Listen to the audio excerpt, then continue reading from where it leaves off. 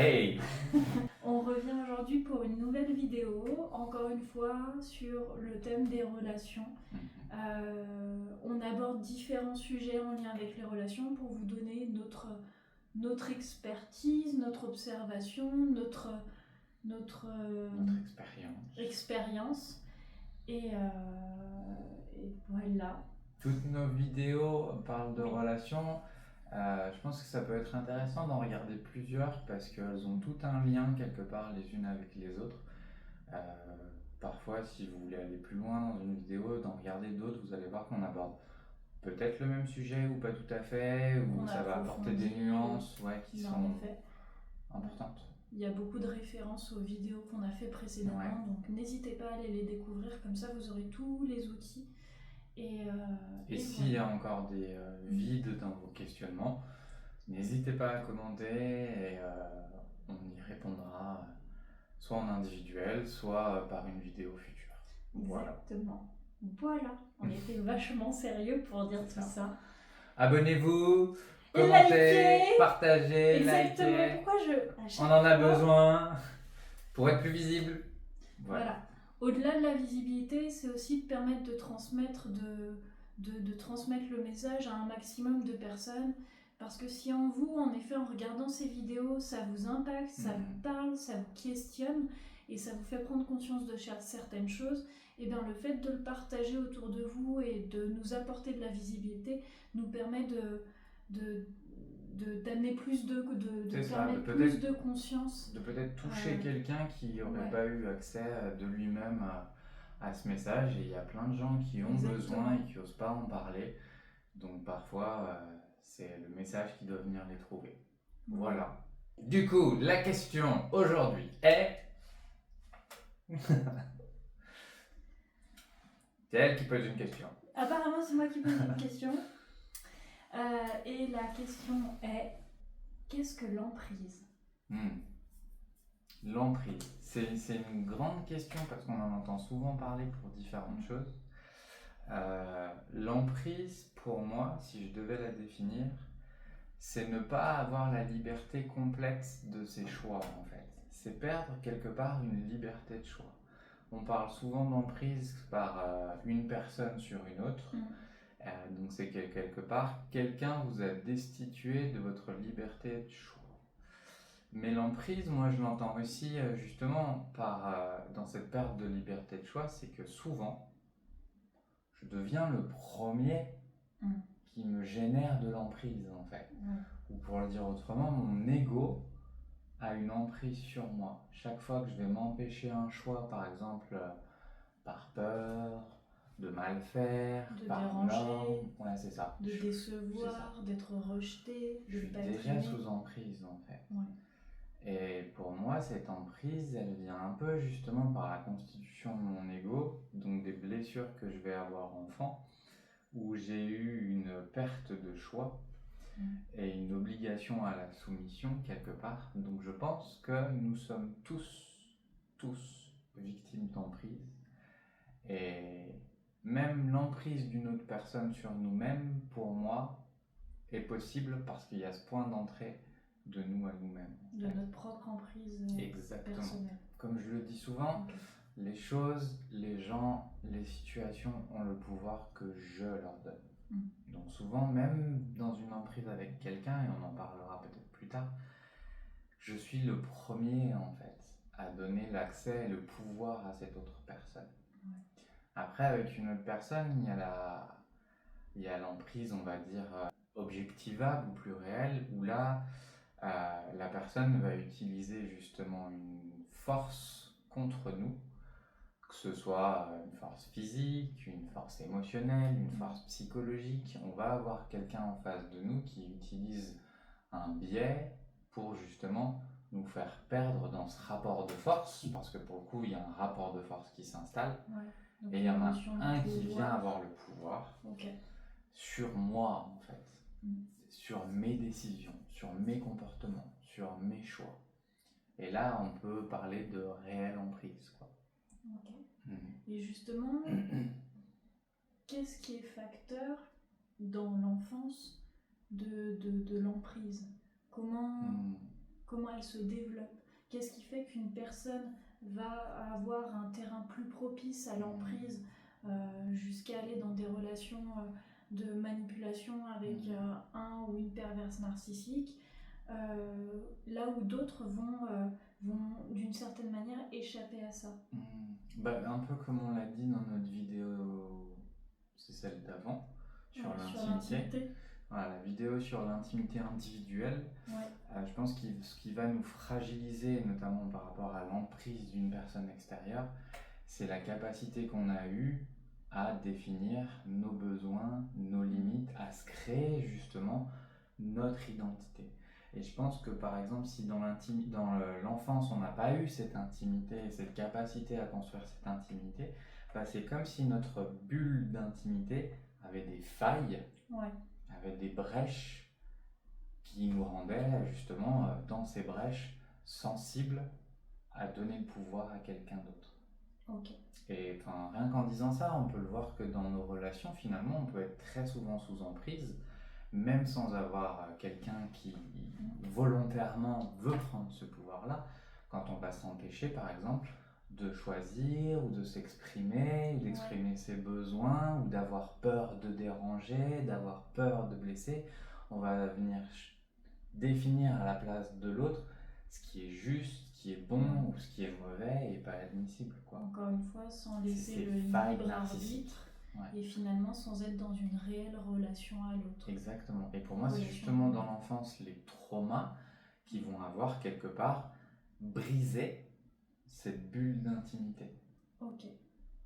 Et dans cette fracture, cette faille narcissique, c'est tout ce qu'on va parfois justement chercher en relation. On va chercher en relation des gens qui vont venir combler cette faille narcissique. Mais c'est aussi du coup une super porte d'entrée pour l'emprise en fait. Est-ce que justement cette faille narcissique peut être comblée par quelqu'un d'extérieur ? Non, absolument pas. Absolument pas. Et autre chose, c'est que cette faille narcissique, elle peut être complètement invisible. Là, je vais parler de moi. Moi, dans mon enfance, je pense que j'ai pas eu de trauma, on pourrait dire, majeur. J'ai 2 parents aimants, j'ai 2 frères, j'ai une situation sociale relativement sécurisée, etc., etc. Donc, la situation familiale était sécurisée, mais à l'intérieur, moi, je n'étais pas forcément sécurisé dans cette situation. Mes parents ont fait de leur mieux et je suis très ok avec ça, mais l'enfant que j'étais a justement eu peut-être cette brèche en fait.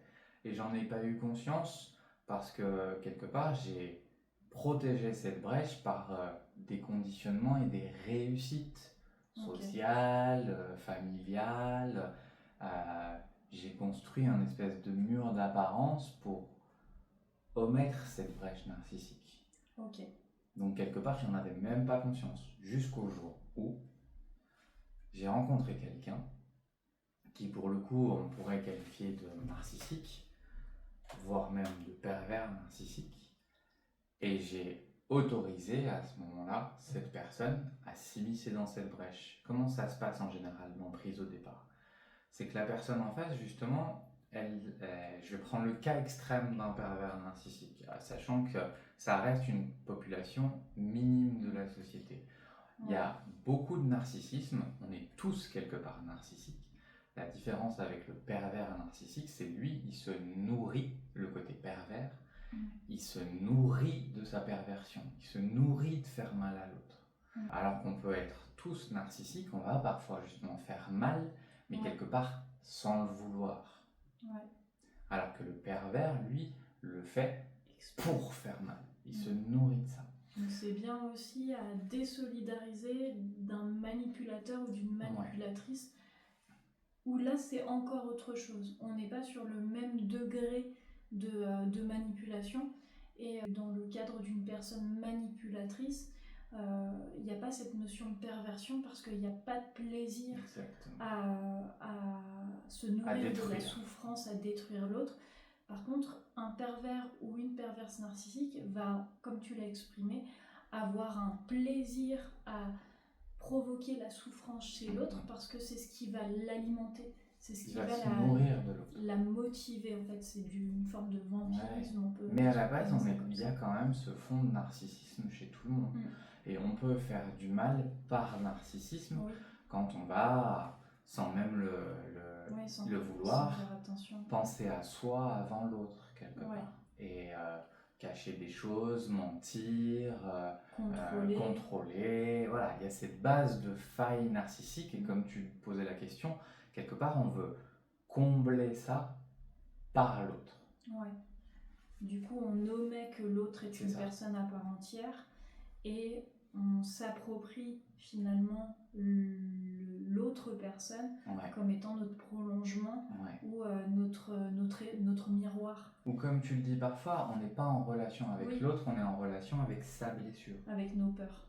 Tu vois, c'est souvent le mot que tu dis et je trouve que c'est très juste, c'est on n'est plus en relation avec l'autre, on est guidé quelque part par cette blessure-là qu'on veut combler. C'est nos blessures communes qui s'attirent. Exactement. Donc le pervers narcissique, au départ, il va vous nourrir, il va vous apporter quelque part tout ce dont vous avez manqué, tout ce dont vous avez besoin. Faut savoir que quand on a une faille narcissique, quand on veut construire l'estime de soi, je l'ai peut-être déjà dit dans une vidéo, mais il y a deux façons de le faire. Soit je me sacrifie quelque part et je laisse l'autre remplir ma faille narcissique dans mon sacrifice. Si je me sacrifie, plus je vais me sacrifier, plus je vais recevoir d'amour quelque part. Et l'autre façon, c'est d'écraser quelqu'un. Si j'écrase quelqu'un, je vaux plus que lui, donc je suis au-dessus de lui. Donc le pervers narcissique a aussi cette faille narcissique. D'accord ? Donc au départ, les deux personnes, que ce soit pour le sacrifice ou pour écraser, il y a une empathie. Sauf que c'est une empathie complètement différente. C'est ça. Le sacrificiel a une empathie, on va dire, émotionnelle. C'est-à-dire qu'il va sentir de quoi ont besoin les autres et il va pouvoir y engouffrer son sacrifice en connaissant bien les besoins des autres. Le pervers narcissique a une empathie, contrairement à ce qu'on peut croire, sauf qu'elle n'est pas du tout émotionnelle. Elle est par intérêt. Elle est matérielle, en fait. Un pervers narcissique, c'est quelqu'un qui sait exactement ce dont ont besoin les autres, mais surtout, il sait comment les utiliser. C'est comme si tu lui présentais une trousse à outils, il sait exactement à quoi sert chaque outil. Donc en fait, le pervers narcissique lit en toi, consciemment ou inconsciemment, j'en sais rien, un peu comme l'empathie, je pense qu'il s'est construit comme ça, et il sait exactement comment l'utiliser. Alors ce qu'il va faire au départ, c'est qu'il va te donner beaucoup d'amour pour justement créer un peu cette approche. Cette notion de fusion et de... T'attraper. Il va te faire parler de toi pour justement découvrir les outils qu'il peut utiliser, ces choses que tu n'assumes pas, ses fragilités, ses hontes, ses erreurs, ses vulnérabilités. Donc ça va être quelqu'un qui va être extrêmement à l'écoute, dans une écoute extrêmement active. Il va te faire parler. Mais en effet, par intérêt bien particulier. Exactement. C'est ce qu'on appelle la phase de lune de miel. Et celui qui a une faille narcissique sacrificielle, comme j'ai pu l'être, en fait, il se retrouve placé d'un seul coup par un autre sur un espèce de piédestal. Et ça provoque en toi un espèce de sentiment de « Ah, pour la première fois, quelqu'un me voit, en fait. » J'existe enfin. Le souci, c'est qu'à ce moment-là, au lieu de s'attribuer cette plénitude, il va attribuer ça à l'autre personne. C'est l'autre personne qui me permet de ressentir ça. Dans une relation comme celle-là, c'est toujours une codépendance en fait. Le pervers narcissique, on le représente souvent comme un vampire énergétique, mais comme dans la légende, un vampire, il peut entrer que si on lui ouvre la porte. C'est vrai. Donc quelque part, on l'a invité à ça. Donc ce love bombing du départ va faire que j'attribue le pouvoir à l'autre. Et puis la phase de lune de miel va se terminer et va commencer justement la destruction identitaire. C'est-à-dire que la faille que tu avais et les restes de bulles que tu as encore identitaires, il va les détruire. Tout ce que tu aimes, tout ce qui fait ton identité, tout ce qui t'individualise, il va le détruire. Alors comment il va le faire ? Il va t'isoler des gens que tu aimes pour n'être plus que cette seule source énergie d'amour. Il va détruire tout ce que tu aimes. Il va te reprocher quelque part toutes tes fragilités et tes faiblesses. Ouais, tout ce qu'il a écouté et Exactement. accueilli de toi, il va te le remettre dans la figure par la suite et s'en servir de point d'appui pour te faire souffrir. Plus tous les processus manipulatifs de biais cognitifs, par exemple les choix illusoires, c'est-à-dire un choix illusoire, c'est deux choix qui n'en sont pas vraiment. Est-ce que tu préfères faire ça ou ça, mais en fait il n'y a pas de vrai choix. C'est comme on peut l'utiliser par exemple en tant que parent, si on dit à son enfant, c'est un exemple qui n'a rien à voir, hein, tu préfères te laver les dents avant d'avoir mis ton pyjama ou après avoir mis ton pyjama. Ouais. Le choix illusoire, c'est celui de se laver les dents. Que dans tous les cas, tu te laveras les dents. Voilà. Donc c'est des techniques de choix. Ceux par exemple que je peux avoir vécu, c'est d'un seul coup dans la situation, une dispute éclate. La personne te dit ouais mais c'est parce que t'es là, c'est de ta faute, tu viens me provoquer des choses négatives. Ouais. Donc toi tu te retrouves à dire bon bah je vais partir en fait. Elle est en train de te proposer le choix de partir. Et au moment où tu vas partir, la personne va te dire ah ouais, donc tu pars comme ça en fait. Maintenant tu me laisses toute seule avec ce truc là. Et tu te retrouves à plus savoir. T'as plus le choix de partir en fait. Et donc t'as pas de bon choix. Parce que dans tous les cas, ce sera retourné contre toi. Et donc tu te retrouves super mal. Et tu perds ta liberté de choix parce que tu ne te la donnes pas. Tu ne te donnes pas le choix de partir parce que tu choisis au premier de partir parce qu'elle te dit qu'elle est mieux sans toi. Et quand elle commence à partir, elle te dit que tu peux pas partir. Donc comme cette personne à qui t'as donné la charge de ton choix te le donne pas, et tu te le donnes pas toi-même en fait. Tu perds la notion de réalité. Petit à petit, oui, tu perds la notion de réalité parce que justement, ces personnes-là détruisent de plus en plus ta capacité à penser parce que tu es mis dans des stress permanents. Souvent, tu es isolé. Et comment tu es mis dans des stress permanents, c'est que il n'y a plus rien sur lequel, il n'y a plus de sécurité sur laquelle tu peux t'appuyer. Ouais. Tu sais jamais, par exemple, normalement, une cause entraîne une conséquence. Là, une cause, à un moment, peut entraîner une conséquence positive. La même cause peut, à un moment donné, entraîner une conséquence négative. Ouais. Il n'y a plus de certitude, en fait. Plus tout ce qui est destruction de ton rythme, même de santé. Souvent, les disputes vont éclater le soir. Quand tu peux pas. Fin de journée, quand tu es épuisé. Et toi, tu vas te mettre à pas pouvoir dormir. Parce que tu as ce choix illusoire et ce non-choix, et comme il n'y a pas de bonne solution, tu vas passer toute la nuit à tourner là-dessus. Ouais. Ça va être la destruction de tout ton espace intime. Moi, j'en étais arrivé par exemple à un point où même mon intimité corporelle ne m'appartenait plus. C'est-à-dire que par exemple, je n'avais plus la liberté d'aller me doucher tout seul. Il fallait que je me douche avec cette personne. Et si j'y allais, c'était « Ah mais donc tu vas sans moi ». Ouais, donc quelque part, même mon intimité physique n'était plus possible. Cette personne avait pris même la charge, et je lui ai laissé, par exemple, de me raser les cheveux. Ce n'est plus moi qui m'entretenais quelque part. Donc de plus en plus, tu laisses ton identité, tes choix à l'autre en fait. Ouais. En sachant que en fait, tu joues à un jeu où les règles ne sont pas fixes. Le jour 1, ça peut être bien, le jour 2, tu peux être puni. Ouais. Et souvent, on a tendance à croire, et moi je l'ai cru aussi, quand par exemple, je connaissais l'ancien compagnon de cette personne-là, quand je l'avais rencontré la première fois, je m'étais dit, waouh, mais c'est une lavette, quoi. Ouais. Comment il peut accepter d'être traité comme une lavette comme ça? Moins d'1 an et demi après, j'étais encore plus bas que lui, en fait. Okay. Alors, bien souvent, on parle de pervers narcissiques en parlant d'hommes. C'est vrai que c'est la grande majorité. Mais il existe des femmes. Et justement, une question qui me vient, c'est... Allez J'ai perdu la question. Attends. Ah oui. On entend justement beaucoup de préjugés sur les personnes qui vont être victimes de perverses et pervers narcissiques. Toi, pour l'avoir vécu, pour l'avoir traversé, de ces préjugés de une personne qui est sous emprise d'un pervers ou d'une perverse narcissique, c'est quelqu'un qui est manipulable, c'est quelqu'un qui est faible, c'est quelqu'un qui est ignorant, qui est bête, c'est quelqu'un de pas intelligent. Enfin, il y a plein de choses qui sont jetées comme ça à la figure de la personne qui est sous emprise. Toi, qu'est-ce que tu peux expliquer de ça? Est-ce que c'est vrai? comme je l'ai dit, ils vont se construire en écrasant quelqu'un. Est-ce qu'ils choisiraient quelqu'un qui n'a pas de valeur quelque part?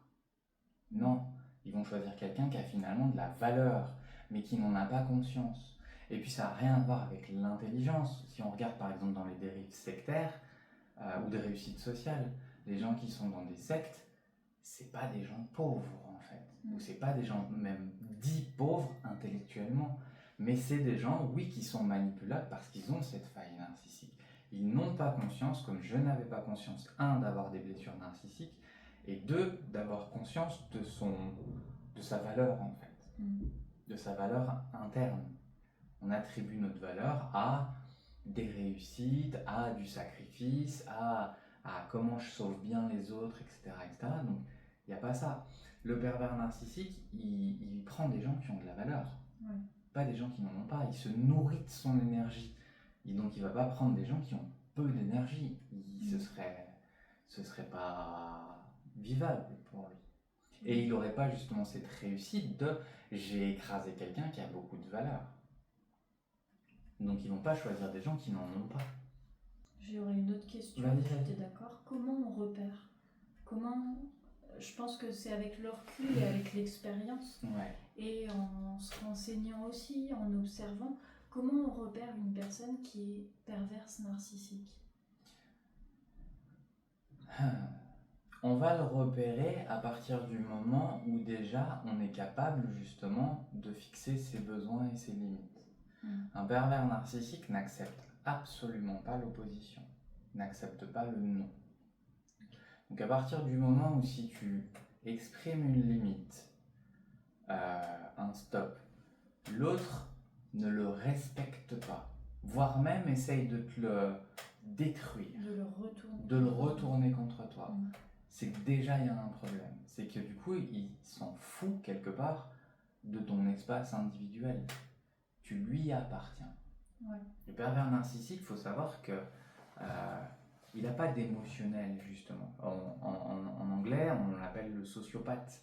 Il n'a pas d'émotionnel. Il peut très bien imiter les émotions. Il peut pleurer, il peut rire, mais c'est comme un acteur. Ça peut être de très très bons acteurs, mais globalement, ils en ont rien à foutre des autres. Et quelque part, quand tu regardes et que tu t'écoutes, tu sens que dans l'émotion qu'ils sont en train de jouer, même un bon acteur, il va pouvoir te toucher, mais tu sens qu'il y a un truc qui manque. Il y a un petit truc qui manque. Il y a un engagement, une profondeur qui manque. Et surtout, il va rien avoir à foutre de tes émotions.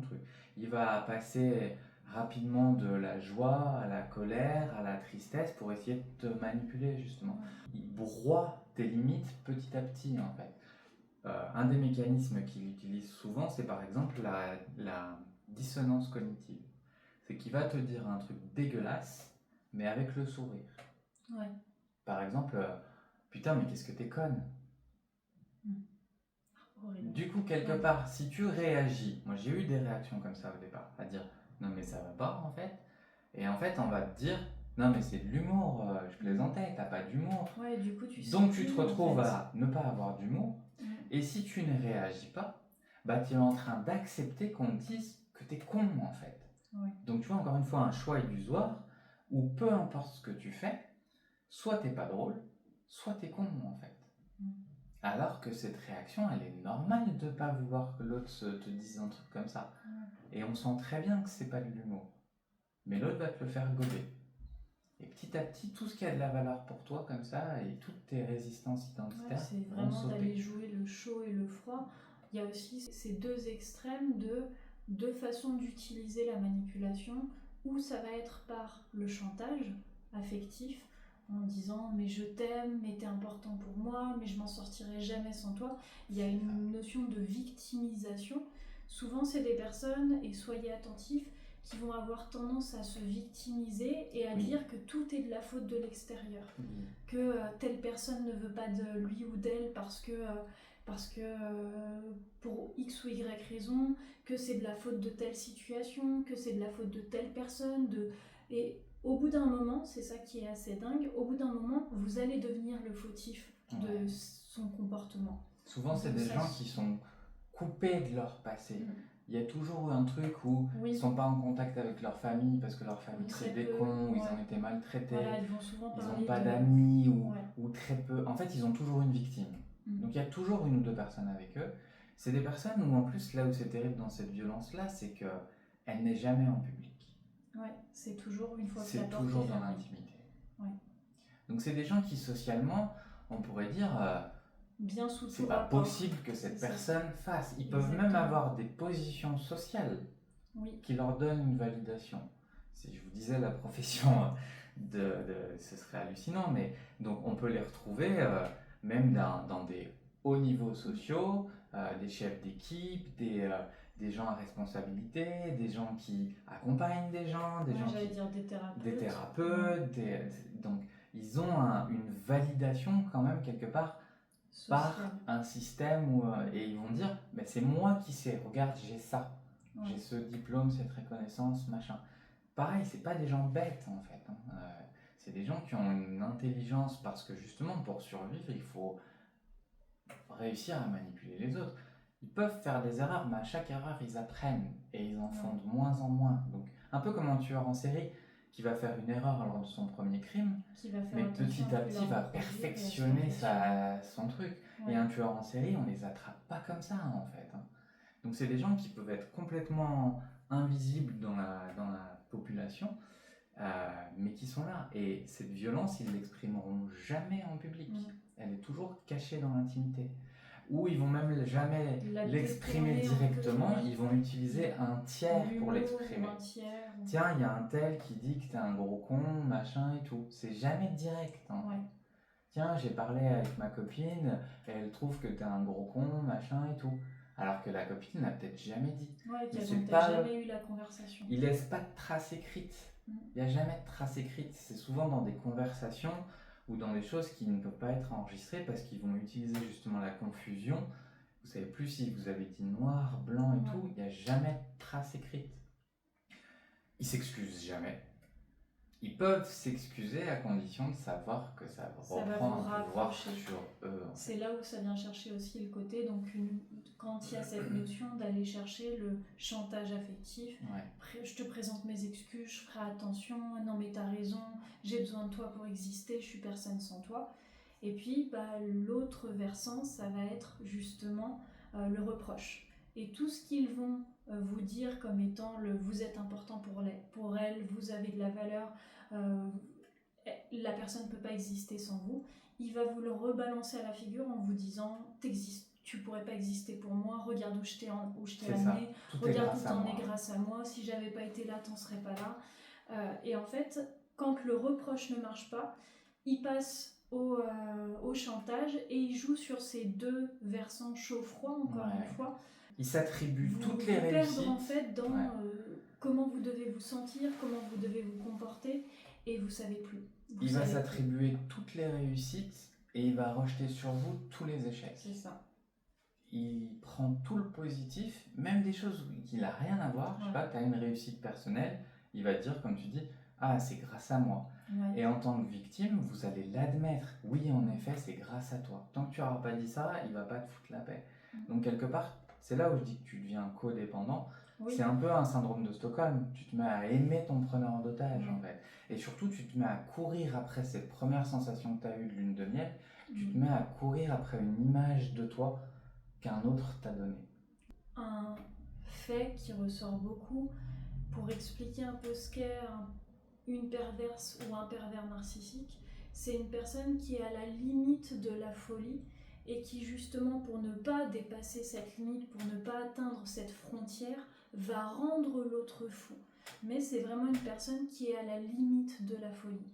Ça permet aussi, pas de dédramatiser, mais de permettre aux personnes qui peuvent avoir été victimes de ce type de relation, d'entendre le fait que c'est des personnes qui font tout pour vous rendre folle et que vous n'y êtes pour rien.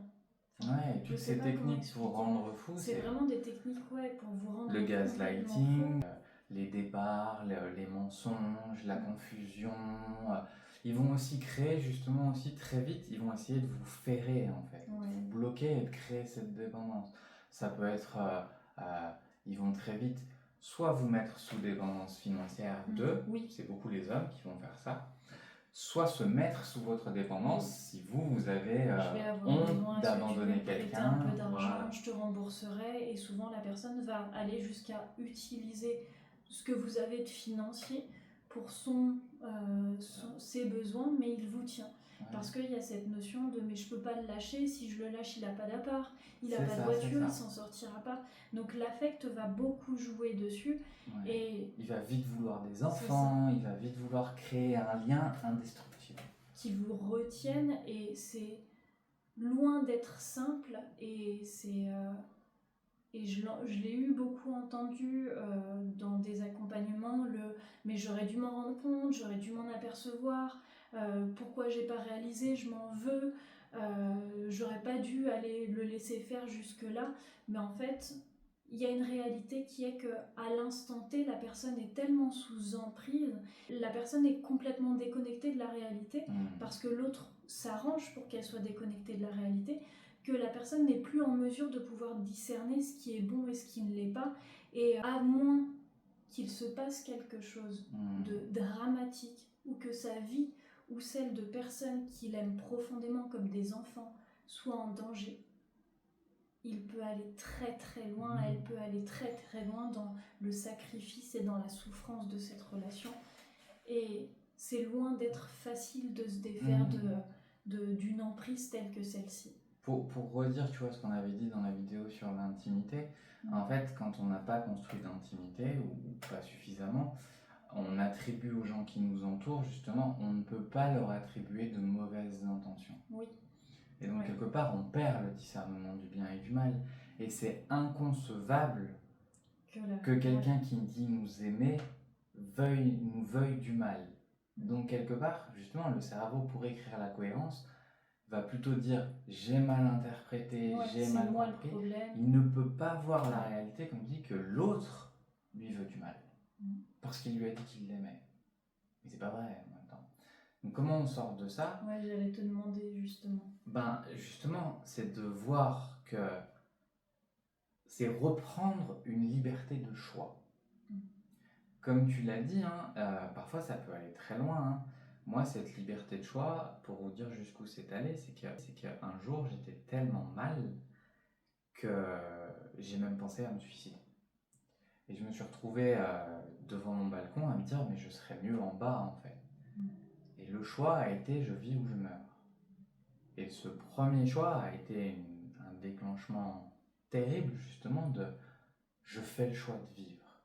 J'ai repris un choix, mais je suis allé dans un extrême terrible, en fait. Et ce premier choix de je fais le choix de vivre a été la marche en avant pour remettre des choix dans ma vie. J'ai le droit d'avoir le choix. J'ai le droit d'exprimer des besoins. J'ai le droit de mettre des limites. Et finalement, de remettre des choix comme ça petit à petit m'a fait remonter en fait cette réalité et de voir que non, l'autre me veut du mal en fait. Le risque, c'est parfois de vouloir tomber quelque part dans la vengeance. Ouais. Alors que ça n'a aucun intérêt. La meilleure vengeance contre un pervers narcissique, c'est pas la haine, c'est l'indifférence. C'est de ne plus le nourrir, parce qu'il va se nourrir de votre joie, mais il va aussi se nourrir de votre colère, de votre rancune, de votre tristesse, de tout ça en fait. Donc la meilleure des vengeances, quelque part, c'est l'indifférence. Ouais. C'est de ne plus lui donner de porte d'accès à tout ça. Donc de couper simplement. Vous ne pourrez pas gagner contre un pervers narcissique. Vous pourrez vous sauver dans tous les sens du terme, c'est-à-dire fuir et vous isoler et vous sauver votre peau en fait. Vous ne pourrez jamais l'atteindre. Vous ne pouvez pas gagner face à un pervers narcissique. Vous ne pouvez pas gagner si vous rentrez en combat avec lui parce que vous jouez à un combat dont il n'y a pas de règles en fait. C'est lui qui fixe les règles. Même les règles légales, il peut les détourner. Même les règles humaines de respect de l'autre, il peut les détourner. Même ses propres enfants, quelque part, il pourra les utiliser. Parce qu'il n'a aucun scrupule en fait. Donc c'est de reprendre vos choix, de voir que vous avez une responsabilité là-dedans, c'est-à-dire que quelque part, vous lui avez donné le pouvoir sur vous, donc quelque part de le reprendre, ce pouvoir sur vous-même en fait. C'est difficile, c'est extrêmement difficile, mais c'est possible, quoi. C'est un long chemin, mais c'est vraiment de reprendre votre pouvoir, de vous dégager de cette honte et de cette culpabilité aussi, de vous être fait avoir quelque part, parce que cette honte et cette culpabilité est une arme d'emprise. Comme j'ai honte de moi, et donc c'est une arme terrible pour l'emprise. Donc de vous réattribuer quelque part ces choses-là. Et si les relations justement ont cette capacité de nous créer des failles narcissiques, une relation ne pourra jamais nous combler. Mais une relation saine justement, où quelqu'un respecte ton intimité, même si tu as une brèche, il ne va pas s'y engouffrer. Non, c'est ça. Et c'est là où quelque part tu vas recréer et reconstituer une limite saine en fait. Et on en parlait dans des précédentes vidéos sur la notion de faire le tri sur, en effet, quand vous allez partager une vulnérabilité, une limite à la personne en face de vous, il y a deux choix possibles. Ou elle le respecte et elle y fait attention, et vous pouvez observer qu'il y a une présence, une considération de l'autre, ou elle l'utilise pour vous faire du mal. Et à ce moment-là, si la personne l'utilise pour vous faire du mal, vous êtes en face de quelqu'un qui vous manipule, et à vous de pouvoir vous autoriser à vous dire que vous méritez mieux que ça. Encore une fois, c'est un mot que je redis, une phrase que je dis souvent, mais vous méritez mieux que ça.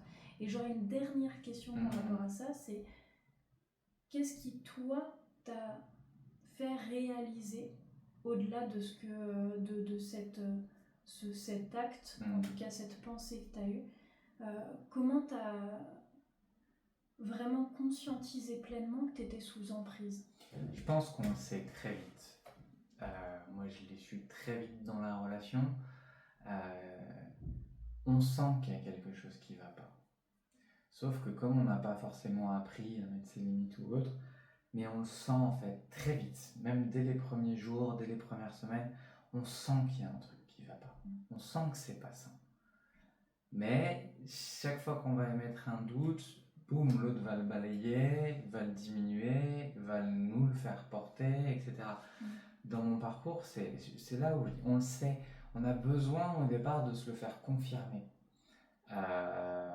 Moi, j'ai vécu de la violence physique, j'ai vécu de la violence morale. Je me suis retrouvé par exemple un jour à appeler SOS violence, et vous avez quelqu'un au bout du fil qui vous dit que ce n'est pas normal. Ça fait énormément de bien d'entendre ça. Mais on en a conscience depuis longtemps. Ce qui change vraiment les choses, c'est que ne plus faire porter son choix sur même un sauveur ou un organisme ou autre, mais cette décision interne de mes limites ont le droit d'exister en fait. Mais oui, c'est un long processus et c'est parfois très difficile, donc de ne pas hésiter à en parler, à ne surtout pas s'isoler, à communiquer justement là-dessus, à chercher du soutien là où l'autre veut vous isoler, à vous suffire de votre avis en fait, et pas à chercher une confirmation de c'est normal, c'est pas normal. Si ça vous blesse, si ça vous fait mal, si ça vous met dans un inconfort, c'est déjà anormal. Parce qu'encore une fois, rien au monde ne justifie la maltraitance. Rien. Peu importe les traumatismes de la personne, peu importe son vécu, peu importe l'amour que la personne vous porte ou dit vous porter, rien ne justifie la souffrance dans une relation, rien ne justifie la maltraitance. Là, on est dans l'extrême avec quelqu'un en face qui est... Mais vous voyez comme dans les relations, en fait, l'emprise peut être présente, comme on le disait, bien avant ça. On est notre propre bourreau, on est notre propre narcissique manipulateur. Et on va utiliser justement toutes ces techniques de manipulation, nous contre nous. Par exemple, le choix illusoire, c'est on va se dire, mais j'ai pas le choix de le quitter. Tu vois, on va se donner le choix illusoire de si je le quitte, je vais tellement souffrir, ou si je le quitte, tu vois, mes enfants vont être tellement tristes. Et on devient en fait notre propre manipulateur. On s'offre pas le choix de ça peut bien se passer. Une des choses que j'ai pu observer, et d'ailleurs il y a un chercheur qui expliquait, et j'ai trouvé ça très parlant, le pervers ou la perverse narcissique va en quelque sorte être attiré par le syndrome de l'imposteur d'une personne. Et plus le syndrome de l'imposteur d'une personne est puissant et fort à l'intérieur d'elle, plus le pervers ou la perverse narcissique va être attiré par ce syndrome.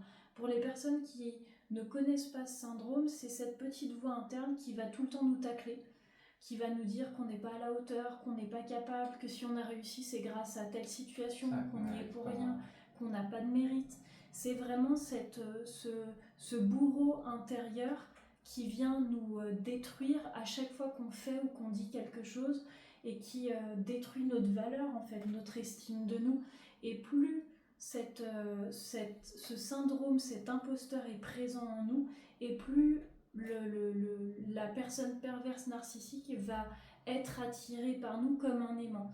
Et il parlait de cette notion de le pervers narcissique ou la perverse narcissique, je vais y arriver, le PN ou la PN, ce sera plus simple comme ça, on dit le terme depuis tout à l'heure, mais à un moment, langue fourche, le PN ou la PN va se marier avec votre imposteur.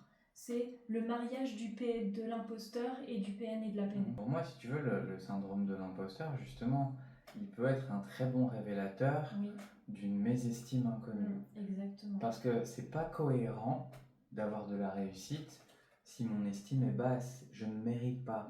Donc la réussite extérieure, pas cohérent. Donc c'est là où, si tu veux, il y a la place du syndrome de l'imposteur.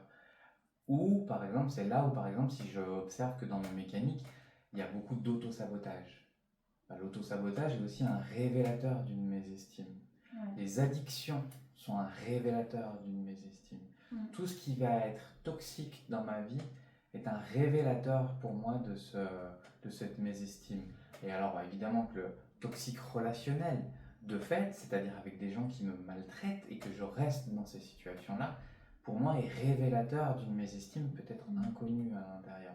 Quelque part, j'attire les gens que je pense mériter. Le toxique des relations, ça peut être aussi des choses plus sournoises, c'est-à-dire par exemple l'hyper-anxiété relationnelle est pour moi un révélateur de mésestime. Parce que je vais être hyper anxieux pour mes enfants, mon compagnon. Cette hyper-anxiété relationnelle, pour moi, elle est justement le signal d'alarme de « je ne mérite pas la relation ». Il va y avoir abandon, il va y avoir trahison, il va y avoir rejet. La relation va être dans un hyper-contrôle de tout. Encore une fois, dans une notion de concevoir, de croire, en tout cas c'est inconscient, mais que l'autre est un prolongement de nous, ou une part de nous. Donc si c'est un prolongement de nous, une part de nous, ça peut être le conjoint, la conjointe, ça peut être surtout les enfants dans le prolongement de nous. En fait, c'est nous qui devons contrôler comment ils doivent vivre les choses, comment ils ne doivent pas les vivre, comment ils doivent se comporter, ce qu'ils doivent faire, ce qu'ils ne doivent pas faire. Et finalement, encore une fois, on en revient sur cette notion de on ne prend pas en considération l'être humain qu'il y a derrière, mais on essaye de se réparer au travers de l'autre ou de projeter nos peurs profondes sur l'autre pour se donner l'illusion qu'on a le contrôle. Enfin, je sais pas comment expliquer, toi t'arrives à me L'emprise relationnelle, je sais pas si je vais répondre à ta question, mais on peut aussi l'avoir justement dans la liberté de choix et la liberté d'existence que je me donne, tu vois. C'est encore une notion d'intimité. Tu vois, les gens n'osent pas exprimer un choix, n'osent pas exprimer leur voix, leurs limites, dans la sexualité, mais même parfois dans des choses beaucoup plus simples. Pour moi, c'est un signe qu'il y a une emprise relationnelle. Tu vois, c'est pour moi le signe que cette relation, elle est justement peut-être plus de blessure à blessure que de liberté. Et pour moi, elle est le signe d'un travail d'estime, d'une faille narcissique, d'une brèche, d'une cicatrice narcissique à travailler en fait. Pour ne pas être victime d'emprise, je pense que une des bonnes choses à faire, c'est de se faire accompagner pour justement peut-être la révéler et travailler dessus et de prendre le temps de fixer ses choix, ses limites, etc. Parce que après l'emprise relationnelle, c'est justement ça coupe de la relation à l'autre. Et l'emprise relationnelle, ça peut être aussi dans une relation l'espoir que ce soit parfait. L'idéalisation. Je suis à ça que ce soit parfait. On idéalise la relation, la personne, on espère que ça sera de mieux en mieux et finalement on souffre dans la relation, mais on vit avec exactement comme tu as dit, je suis à ça, je vois le potentiel de cette personne. Et des personnes qui construisent leur relation avec juste le potentiel de ce que ça pourrait être, il y en a énormément. Et on revient encore sur cette notion de forme plutôt que de fond, parce que dans la réalité des faits, la souffrance est là, mais sous couvert d'idéalisation de la personne a déjà été comme je l'ai espéré toute ma vie, je sais qu'elle peut le redevenir, on peut attendre et espérer pendant des années, voire même toute sa vie, qu'une personne soit comme on l'imagine, comme on la souhaite, et ça peut aller très loin. La personne a un pouvoir sur moi si justement, quelque part, elle est engouffrée dans ma faille narcissique, et quelque part, je suis engouffré dans la sienne. Une façon justement de sortir de l'emprise relationnelle, et c'est pour ça qu'on le dit comme ça, c'est d'intercaler entre les deux personnes la relation, en fait. Parce que du coup, il n'y a plus l'emprise, il y a l'entité relation au milieu. C'est plus une emprise directe, en fait. Et c'est de voir que je suis plus en mode fusion où l'autre s'est immiscé dans mes failles et je me suis immiscé dans les siennes. Et il y a ce petit espoir qu'il ou qu'elle change, où je voudrais le ou la contrôler pour qu'elle change, où je voudrais le ou la rejeter parce qu'elle s'est immiscée trop loin. Et en fait, c'est de justement intercaler l'entité relationnelle pour voir que la personne n'a pas d'emprise sur moi. J'ai une responsabilité, un pouvoir, une liberté de choix dans la relation, mais que ce n'est pas un lien direct quelque part, une codépendance, mais une interdépendance dans l'entité relationnelle. Et vous voyez, encore une fois, pour ceux qui regardent nos vidéos, qui nous suivent, vous pouvez voir qu'on revient sur beaucoup de choses qu'on a évoquées dans des précédentes vidéos, parce que tout est relié, tout est intriqué, imbriqué, intriqué, ça se dit? Ça se dit. Waouh, j'ai sorti un mot, je n'étais pas sûre. Hein. Mais tout est intriqué et imbriqué, et en fait, tout se relie. Donc c'est encore une fois là où on vous invite vraiment à écouter, regarder nos vidéos. L'avantage c'est que vous n'avez même pas besoin de les regarder, vous pouvez les écouter comme un podcast et observer que plein de choses s'expriment au travers de tout ça et tout est en lien. Et voilà. Voilà, on a dit beaucoup de choses, il y a sûrement plein d'autres choses à dire. C'est encore une vidéo relativement longue. Et c'est Radio Londres. Relativement longue. On arrivera peut-être à un moment où on fera plus concis, plus... Mais en effet, encore une fois, il y a tellement de choses à exprimer, tellement de choses à dire et à partager pour que vous puissiez, vous aussi, vous poser des questions, réfléchir, peut-être vous retrouver dans certains témoignages qu'on vous partage, vous retrouver dans certaines compréhensions, dans certaines choses et vous autoriser ce pouvoir d'action qui vous appartient pleinement et qui peut vous permettre de vous libérer des souffrances que vous traversez et de le faire pour vous. Retrouver votre pouvoir d'action. Moi, ce qui a été un outil de résilience dans cette expérience qui m'a appris énormément au final, c'est de dire et d'accepter que je me suis fait vivre ça.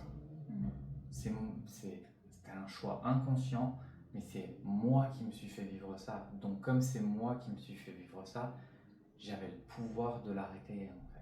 Et tu as le pouvoir de le transformer. C'est encore ce côté de si j'ai le pouvoir de me faire vivre ça, j'ai le pouvoir de m'en guérir. Et on a tous le pouvoir de se guérir nous-mêmes de ce qu'on a traversé, de nos traumatismes, parce que c'est notre force. C'est notre force. C'est pour ça aussi qu'on ne vous donnera jamais forcément de tips très particuliers parce que chaque individualité est différente. Et dans nos messages, je pense qu'on veut vous inviter par exemple à aller travailler sur vous. On ne pourra jamais le faire à travers une vidéo, on ne pourra jamais le faire à travers un conseil général parce que ça ne marcherait pas en fait. Et un thérapeute ne pourra jamais le faire à votre place. Et un thérapeute ne devrait jamais le faire à votre place et ne pourra jamais le faire à votre place. Vous êtes celui ou celle qui a le pouvoir. Voilà. Vidéo terminée. Abonnez-vous. Likez. Commentez.